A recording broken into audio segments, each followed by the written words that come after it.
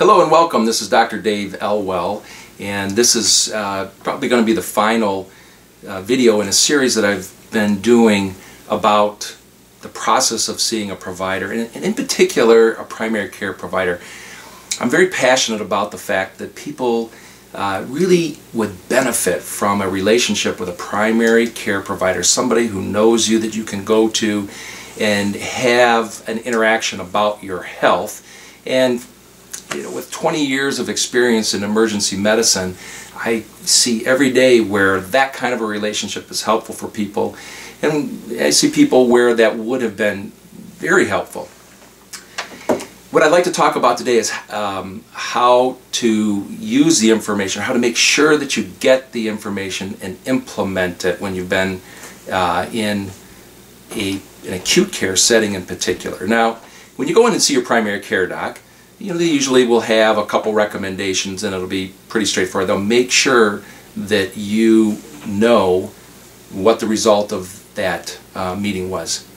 But would you believe me if I told you that a large study was done recently that showed that 45% of people left their primary care appointment not being able to tell the interviewer exactly what was recommended for them? Now, to me, that's stunning, but it's a product of the kind of the rush and the busyness of our healthcare system today. Now, imagine what that result would be if you asked people who have gone to an acute care setting, or they've been in the hospital, or they've been to the emergency room and they leave, and you would ask them what the recommendation was, what the next step is. I can tell you, from my experience, it's quite poor. And the impact is on your health. So the tip today is that when you go through the other tips that I've talked about, how to make that visit effective, keep in mind that the end part is extremely important. You need to know, let's say you had, I'll give you an example. I just had someone in the emergency room who came in with a GI problem, or a gastrointestinal problem, and they had spent several days at a tertiary care center, and they came in. First of all, I had a hard time understanding the story, which I address in one of the other videos. But once we got through all that, and I said, okay, what did they do? What did they find when you were in the hospital? They didn't know.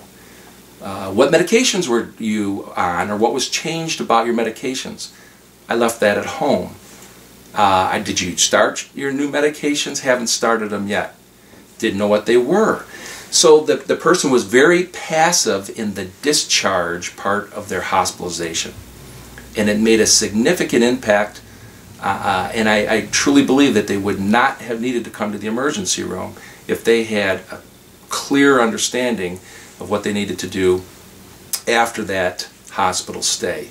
So here's what I recommend. When you're leaving a hospital or an emergency room, make sure that you fully understand what did they find. And it's really surprising how many times people don't know that. The second thing is, what did they recommend for you to do?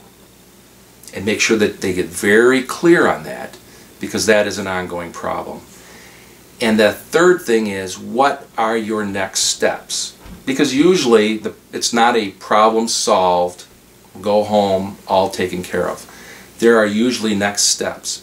And going back to the primary care provider, I would strongly recommend that if they didn't do it for you that day that you leave the hospital, make an appointment with your primary care provider to ideally be seen within the next 3, 4, or 5 days, so they can follow up and make sure that those things that were done for you in the hospital are carried forward.